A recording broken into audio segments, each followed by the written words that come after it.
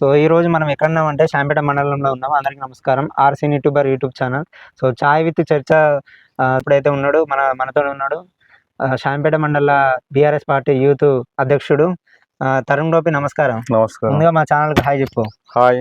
ఆర్‌సీన్ యూట్యూబర్‌కి అందరూ సబ్స్క్రైబ్ చేయండి. సో ఇప్పుడు యూత్ కదా, మీరు మీ యూత్ కదా. సో యూత్‌లో ఏం పదవి బీఆర్ఎస్‌లో? నేను 2009 నుంచెల్లి పార్టీలో పనిచేస్తున్నాను. అప్పటి అంటే మనకు ఉద్యమాలు మలిదశ, తొలిదశ ఉద్యమం ఉన్నాయి. ఆ ఉద్యమం నుంచెల్లి నేను పాల్గొన్నాను.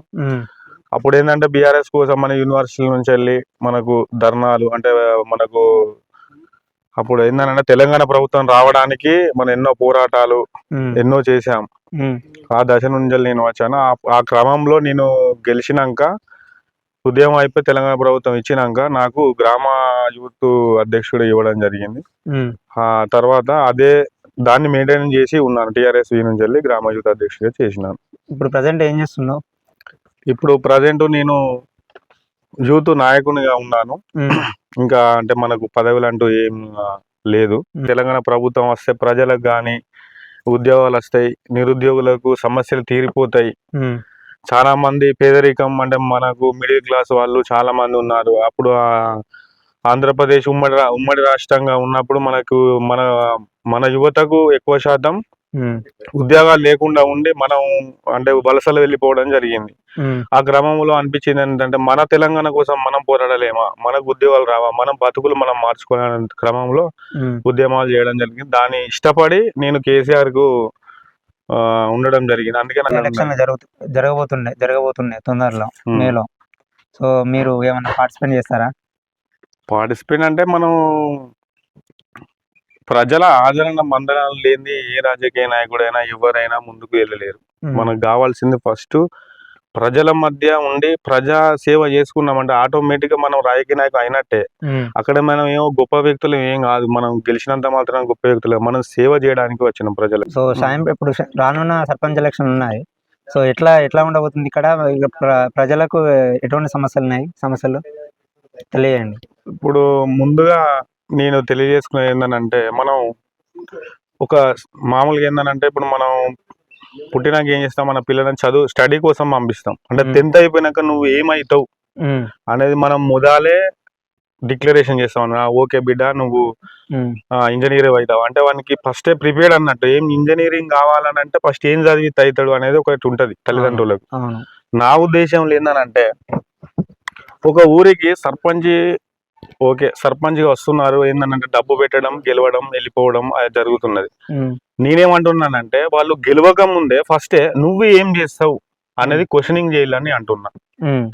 ఇప్పుడు మనకు సమస్యలు ఉన్నాయి, గెలిచినాక కొద్ది రోజులకు నాకు ఇది చేస్తలేడు అది చేస్తలేడు అనేక ముందే ఆ సమస్యలు ఏందో ఫస్ట్ వెలువకు అంటే జనాల దృష్టికి తీసుకొచ్చి మాకు ఈ సమస్యలు ఉన్నాయి, నువ్వు తీర్చగలుగుతావా తీర్చలేవా, అవి తీర్చగలిగే నమ్మకం నీకుంటే నేను ఓటేస్తామనే గ్యారంటీ మీరు తీసుకొని గెలిపియండి అని నేను కోరుకుంటున్నా. తరుణ్ గోపి, ఇప్పుడు మీ విలేజ్ లో సమస్యలు ఉన్నాయి కదా. సో ఏం సమస్యలు ఉన్నాయి మాకు మా మీడియాకి తెలియజేయండి. సో అవి ప్రజల్లోకి వెళ్తే బాగుంటుందని అనుకుంటున్నాం. ప్రజలు కూడా చూస్తారు. సో సమస్యలు ఏమున్నాయో తెలియజేయండి.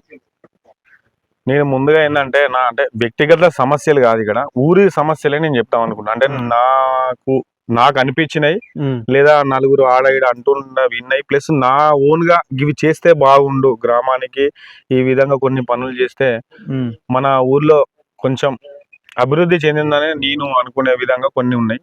అవి మొదటిగా ఏంటనంటే నా ఆలోచన ప్రకారం ఫస్ట్ అయితే మన గ్రామ పంచాయతీ ఇప్పుడు అంటే మండలం మనది హెడ్ క్వార్టర్స్, పోలీస్ స్టేషన్ ఉంది, ఎంఆర్ఓ ఆఫీస్ ఉంది. చాలా విలేజ్ల నుంచి మన ఎంఆర్ఓ ఆఫీస్ కావచ్చు, రిజిస్ట్రేషన్ పరంగా కావచ్చు, లేదంటే ఆధార్ కార్డ్ సెంటర్ ఉంది, మీ సేవ ఉంది. ఎంతో మంది మహిళలు గ్రామాల నుంచి వచ్చి ఇక్కడ మనకు చేసుకొని పోతారు. అంటే ఇంత పబ్లిసిటీ ఉండి పబ్లిక్ రావడం జరిగి కూడా మన గ్రామ పంచాయతీ కరెక్ట్ గా లేదు. ఎందుకంటే గ్రామ పంచాయతీ ఎలా ఉందంటే మామూలుగా ఒక రూమ్ లాగా ఉంది. అది ఫస్ట్ మార్చాలని నా కోరిక.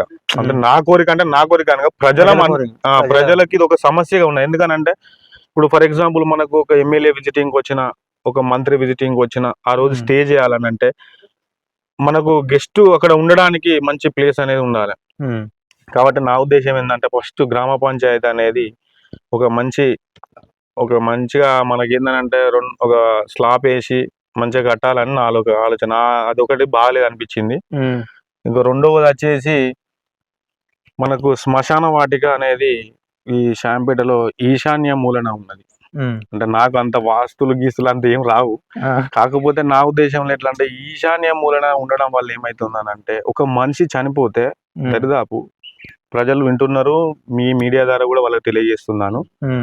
ఈ ఈశాన్య మూలన ఉండడం వల్ల ఒక మనిషి చనిపోతే దరిదాపు అంటే ఒక మామూలుగా 3 వద్దులు కానీ 5 వద్దులు కానీ, మన తెలంగాణ భాషలో 3 వద్దులు అని 5 వద్దులు అని అంటారు. 5వ రోజు 3వ రోజు అంటారు కదా. ఈ 11వ రోజు వచ్చేసరికి ఖచ్చితంగా ఒక మనిషి చనిపోయినాక 3వ రోజుకు 5వ రోజుకు ఇంకో మనిషి చచ్చిపోతాడు. మళ్ళీ ఇంకొక మనిషి చచ్చిపోయినాక మళ్ళీ 5వ రోజుకు 3వ రోజు ఇట్లా క్రమంగా ఒక 15 మంది కానీ 20 మంది కానీ మంచి యువత ఉండొచ్చు, అందులో వృద్ధులు ఉండొచ్చు, అంకుల్ అంటే మిడిల్ క్లాస్ అంటే 40 years వాళ్ళు కూడా ఉండొచ్చు. దరిదాపు ఒక 20-30 మంది చనిపోయే ఆస్కారం ఉంది ఒక మనిషి చనిపోతే. అది ఏమైందంటే మనకు అటు మూలలో ఉండడం వల్ల కరెక్ట్ కాదేమో అని నా ఆలోచన. రెండవది. మూడవది వచ్చేసి మనకు అక్కడ రంగనాయ గుట్ట అనే ఒకటి ఉంది. రంగనాయ గుట్ట కాడ అంటే మనకి ఏంటంటే మత్స్యగిరి స్వామి టెంపుల్కి వెళ్తాం అన్నట్టు. మత్స్యగిరి స్వామి అక్కడ ఆ టెంపుల్కి ఏంటంటే మనకు అంటే మనం ప్రజలం మనం ఉంటున్నాం కాబట్టి మనం పోయి మొక్కుతున్నాం. ప్రతి ఒక్క సంవత్సరానికి చౌరస్తాన్ మత్స్యగిరి స్వామి జాతర ఒక సంవత్సరం రోజే బాగుంటది. అవును. అయితే ఏంటంటే మనం ఒక్క సంవత్సరానికి ఇప్పుడు మనకు వస్తుంది, ఒకటే రోజు ఏదో పోతాం వస్తాం. అలా కాకుండా నా ఉద్దేశం ఏంటంటే అక్కడికి రోడ్డు మంచిగా వేసి అక్కడ ఒక వాటర్ ఫెసిలిటీ పెట్టి ఏ భక్తుడు వెళ్ళినా వేరే విలేజ్ నుంచి వచ్చినా వెళ్ళాలనేది నా ఒక కోరిక. ఇంకొకటి మనకు మాందరపేట కాడ మనకు ఈ మత్స్యగిరి స్వామి తరపున మనది ఎట్లాగూ వెనుకటి నుంచి వెళ్ళి మత్స్యగిరి స్వామి ఇక్కడికి వచ్చింది అనేది ఒకటి ఉన్నది కదా. అక్కడ మత్స్యగిరి స్వామి అనేది కమాన్ ఉంటే బాగుండు అనేది నా ఆలోచన. ఇప్పుడు మన ఊరుగొండ కాడ కదా ఎంట్రెన్స్ లో ఎలా పెడతారో ఆడగాకుండా ఇక్కడ ఏది రెసిడెన్షియల్ హాస్టల్ పెద్దమ్మ తల్లి గుడి పెడుతున్నది కూడా అక్కడన్నా ఆర్చి పెడితే బాగుంటదని నా ఆలోచన. ఇదొకటి. ఇంకొకటి చాలా పెద్ద సమస్య ఏందనంటే నాకు తెలిసిన నాకు అనిపించిన సమస్య కూడా చెప్తున్నాను. మన శాంపేటూర్లో బస్ స్టాండ్ ఉన్నది. ఆ బస్ స్టాండ్ ఏందనంటే కట్టిల్లు వదిలేసి సరే ఓకే అది ఎవరు కట్టేసిల్లా అనేది తదనంతరం ముచ్చటది. ఇప్పుడు ప్రజెంట్ ఏందనంటే అది మనకు యూజ్ లేకుండా ఉంది. అంటే ఇప్పుడు మార్కెట్ జరుగుతుంది. ఇప్పుడు బాయ్స్ అంటే ఎక్కడికి వెళ్ళైనా టాయిలెట్ పోస్తారు. ఇప్పుడు లేడీస్ పోయలేరు కదా, వాళ్ళకి ఇబ్బందిగా ఉంటుంది. వాళ్ళు ఎక్కడికని వెళ్ళగలగరు? మన మండలం ఉంది బస్సు ఎంతో మంది. ఇప్పుడు మన హన్మకొండకు పోయేందుకు బస్సు వస్తున్నది. అలాగే మనకు పెద్దపూర్ నుంచి వెళ్ళి కూడా పరకాల పోయేందుకు బస్సు వస్తున్నది. వేరే విలేజ్ నుంచి అక్కడ వచ్చి లేడీస్ కానీ చాలా మంది అటు ఇటు వ్యాపారస్తులు కానీ వెళ్ళడానికి ఉంటారు. వాళ్ళకు కూడా పోయడానికి చాలా ఇబ్బందిగా ఉంది. అలాగే మళ్ళీ ఒకటి ఏంటంటే ఈ గృహిణీలు అంటే మనకైనా గర్భిణీ స్త్రీలు కూడా ఒకవేళ వాళ్ళు వస్తే వాళ్ళ పరిస్థితి ఏంది ఇబ్బందిగా ఉంది. విలేజ్ లో అంబులెన్స్ ఉందా? అంబులెన్స్ ఉంది, అంబులెన్స్ ఒకటి ఉంది. ఈ ఒక లాటర్ రూమ్ అంటే మనకి ఈ ఒక బస్ స్టాండ్ అనేది చేసి ఆ వాటర్ అంటే మనకి ఏంటంటే టాయిలెట్స్ అనేది బాగుండాలని ఆలోచన. ఆడ వాటర్ పెట్టేసి ఎవరు వచ్చినా పోవడానికి ఆస్కారం ఉండాలని నాకు ఆలోచన.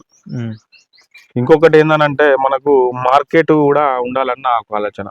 ఎందుకనంటే కూరగాయల మార్కెట్ ఏదో వారానికి ఒక్కసారి వస్తుంది. ఆ బస్ స్టాండ్ కూడలిలో పెట్టడం వల్ల ఏమైతుందనంటే వెహికల్స్ కానీ అంటే అక్కడ ఏమైతుందంటే వెహికల్స్ వస్తుంటే పోతుండే కానీ పిల్లలకు కానీ డబ్బున క్రమేపీ చిన్న పిల్లల్ని తీసుకొస్తారు. అక్కడ అన్ఎక్స్పెక్టెడ్ గా వచ్చినా కానీ బండి కానీ బస్సు కానీ తెలియని వచ్చినా కానీ అది ఏమైనా ఇబ్బంది జరిగితే ఒక ప్రాణ నష్టం జరుగుతుందన్న ఒక ఆలోచన. ఇంతకుముందు గతంలో 2017 నాకు తెలియదు కానీ అంతకుముందు ఒక నవత ట్రాన్స్పోర్ట్ అనే ఉండేది మనకు, మన శాంపేటకు వచ్చేది. అప్పుడు ఒక అతను ఆ నవత ట్రాన్స్పోర్ట్ అతని మించెలు ఎక్కి చనిపోయిండు. ఇవి ఒకసారి మీరు గతంలోకి వెళ్ళి తెలుసుకోండి, చూడండి. మీరు తెలుసుకోండి. ఇది ఒకటి ఉంది, అదొకటి చేంజ్ చేయాలన్న నాకు ఆలోచన. మార్కెట్ ఏంటంటే శాశ్వతంగా ఒక ఉంటే ఈ కూరగాయలకు కానీ ఫిషెస్ కానీ వాళ్ళు అమ్ముకుంటే బాగుంటది. ఒకటి ఏంటంటే ఒక మార్కెట్ అనేది ఒక సపరేట్ కావాలని నాకు ఆలోచన. ఇప్పుడు జరగబోయే సర్పంచ్ ఎలక్షన్లు ఉన్నాయి కదండి. సో సర్పంచ్ ఎలక్షన్ లో మీరు ఏమైనా పార్టిసిపేట్ చేయగలుగుతారా? చేస్తే ఎట్లా ఉండబోతుంది? 100% ఖచ్చితంగా పోటీ చేస్తాను అనుకుంటున్నాను. మళ్ళీ ఒకటి ఏంటంటే ఈ శాంపేట గ్రామ ప్రజల సమస్యలు ఎన్నున్నా అంటే ఈ సమస్యలను తీర్చడానికి నేను ఎంత దూరమైనా వెళ్ళడానికి సిద్ధంగా ఉన్నాను. మన అంటే మనకి ఏంటంటే ప్రజలకు సమస్యలు తీర్చడమే నాయకుని లక్షణం నాయకుని అంటారు. అవును. కాబట్టి ఏంటంటే నాయకుడు అనే లక్షణం అంటే ఏదో గెలిచినాం ఉమ్, వెళ్ళడం కాకుండా వాళ్ళ ఉమ్, సమస్యలను తీర్చడం కోసం నేను ఎంత దూరమైనా ముందుకెళ్ళడానికి సిద్ధంగా ఉన్నాను. ఉమ్. సో చివరిగా మాకేం చెప్తారు లాస్ట్ ఛానల్ తరపున? చివరిగా అంటే నేను అంటే ప్రతి ఒక్కరికి అంటే ప్రజలకు తెలియజేయాల్సింది ఏంటిదనంటే ఉమ్, మీరు సమస్యలు ఉన్నాయని గెలిచినాక కాకుండా ఇప్పుడు అంటే మనకి ఏందనంటే ఇప్పుడు స్థానిక ఎలక్షన్లో ప్రతి ఒక్కరు పోటీకి వస్తా ఉంటారు. కాబట్టి ఏందనంటే ఈ వచ్చే క్రమంలో ఎవరైతే మీకు ఖచ్చితంగా ఈయన నా సమస్యలు తీర్చగలుగుతాడు.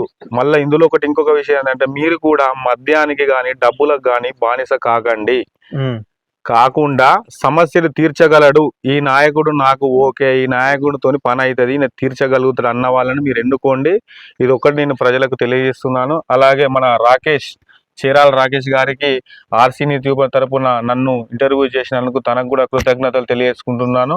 అలాగే ఈ వీడియో చూస్తున్న ప్రతి ఒక్కరికి నేను నమస్కారం, రుణపడి ఉంటానని కోరుకుంటున్నాను. షేర్ చేయండి, సబ్స్క్రైబ్ చేయండి. ఆర్సీని ట్యూబర్ షేర్ అండ్ సబ్స్క్రైబ్ చేయండి. ఓకే.